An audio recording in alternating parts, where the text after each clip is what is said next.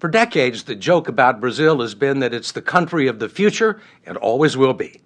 Despite enormous natural resources, it has long displayed an uncanny ability to squander its vast potential.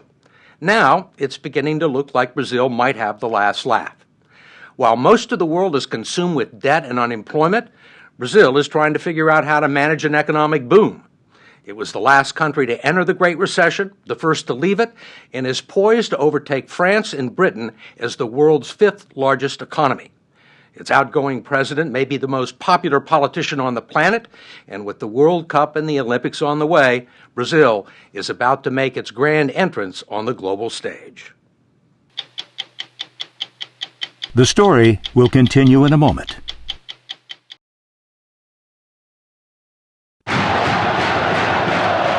When most people think of Brazil, they think of its passion and excellence in soccer.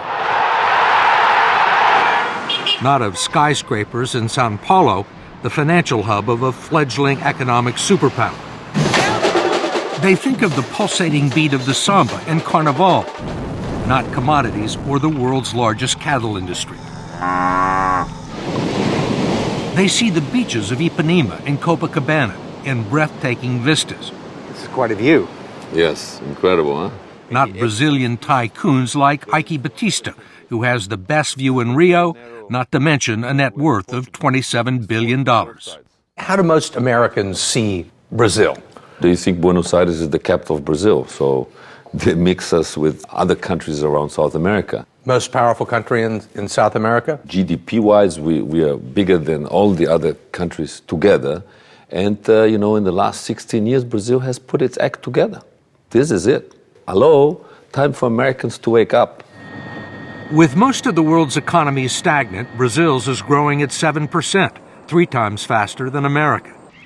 It is a huge country, slightly larger than the continental U.S., with vast expanses of arable farmland, an abundance of natural resources, and 14% of the world's fresh water. 80% of its electricity comes from hydropower. It has the most sophisticated biofuels industry in the world, and for its size, the world's greenest economy. Brazil is already the largest producer of iron ore in the world and the world's leading exporter of beef, chicken, orange juice, sugar, coffee, and tobacco, much of it bound for China, which has replaced the U.S. as Brazil's leading trade partner. And Brazil has the size to match China's appetite. It's a big dragon on the other side. You have everything they need. We have, yes. You need the Brazil to basically fulfill the Chinese needs. Batista, who has interests in mining, transportation, and oil and gas, is building a huge superport complex north of Rio with Chinese investment that will accommodate the world's largest tankers and speed delivery of iron ore and other resources to Asia. But it's not just commodities that are driving the Brazilian boom. The country has a substantial manufacturing base and a large auto industry. Aviation giant Embraer is the world's third largest aircraft manufacturer behind Boeing and Airbus, and a main supplier of regional jets to the U.S. market. Ike Batista says the one thing that Brazil could use more of is skilled labor. We have to create more engineers. In my oil company, I'm importing Americans to weld our platforms. To weld the platforms? Yes, there's a lack of welders. We're walking into a phase of almost full employment. This country has created almost 1.5 million jobs this year already. It's unbelievable. Brazil has seen periods of prosperity before, only to have the bubbles burst. It spent billions in the 50s and 60s moving its capital to a barren savanna near the middle of the country where it built Brasilia, a futuristic city right out of the Jetsons. Then it borrowed billions more to develop the country's interior. Corruption and ineptitude eventually led to a financial collapse, 2,000% inflation, and at the time, the largest financial rescue package in the history of the International Monetary Fund. Then a few years later, this man walked into the president's office. President Luiz Inácio Lula da Silva, known simply as Lula, is a former metal worker with a fourth-grade education and a doctorate in charisma. When he was elected 8 years ago on his fourth try, Lula was a firebrand labor leader with socialist tendencies. Some predicted another Hugo Chavez. But he's about to leave office with a 77% approval rating and much of the credit for turning the country around. We talked to him at the presidential residence in Brasilia. When you took office, there were many businessmen, both in Brazil and abroad, who were very nervous about you, who thought that you were a socialist and that you were going to take the country sharply to the left. Yet these people now are among your biggest supporters. How did that happen?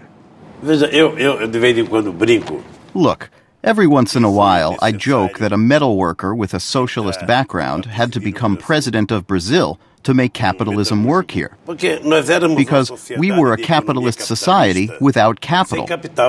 And if you look at the bank's balance sheets for this year, you will see that the banks have never made so much money in Brazil as they have during my government. The big companies have never sold as many cars as they have during my government. But the workers have also made money. How have you managed to do that? I have found out something amazing. The success of an elected official is in the art of doing what is obvious. It is what everyone knows needs to be done, but some insist on doing differently. One thing obvious to Lula was the social and economic chasm separating Brazil's rich and poor. He gave the poor families a monthly stipend of $115 just for sending their children to school and taking them to the doctors. The infusion of cash helped lift 21 million people out of poverty and into the lower middle class, creating an untapped market for first-time buyers of refrigerators and cars. But he was also far friendlier to business than anyone expected, encouraging growth and development and maintaining conservative fiscal policies and tight banking regulations that left Brazil unscathed by the world financial crisis. Lula was the right man at the right time, it seems. You have to admit it. You know, he's a kind of pop star. Eduardo Bueno is a colorful commentator and best-selling author of popular Brazilian history. What's his secret? He's streetwise, I guess you can say that. He knows people. He knows the feeling. He knows what they want. He knows how to deal with the rich. He charms President Obama. And he also charmed the international committees that awarded Brazil the 2016 Olympics and the World Cup of 2014, political victories that announced the country's arrival as an international player and will present some challenges for Brazil's next president. She is Dilma Rousseff, Lula's former chief of staff and his hand-picked successor, who was elected in October because he was ineligible for a third term. There are people that believe that once you are gone, Brazil may revert to its old ways. Will the momentum continue once you leave office at the end of the year? If there's something I am proud of, it is to have told my people that we are not second-class citizens, that we can get things done. We can believe in ourselves, and then people have started to believe. There are still some non-believers. Given its checkered record for living up to its promise, the rap against Brazil is that it lacks ambition. It's called the Brazilian way. Why do something today that you can pay someone to do the day after tomorrow? Brazilians put up with incredibly high taxes on almost everything, have a high tolerance for corruption, bureaucratic red tape, and according to Eduardo Bueno, harbor a secret love affair with incompetence. President Charles de Gaulle of France once said that Brazil is not a serious country. Do you believe that? Is Brazil a serious country now? It's not a serious country in several instances because they say that they're going to do something and then don't do something. Here in Rio de Janeiro, you can invite someone to your house, they say they're going to come and they don't show up and they don't think it's, no, who cares? But how can you do business in a loose way? How can you run a country in a loose way? While many in Brazil's cities lust for first world status, the third world is never far away. For decades, Brazil ignored the festering slums known as favelas, which wrap around Rio, overlooking some of the most valuable real estate in the city. They have been staging areas for street crime against tourists and safe havens for drug gangs so well armed that they brought down a police helicopter a few years ago with heavy machine gun fire. Finally, after years of looking the other way, the military police have begun to move in.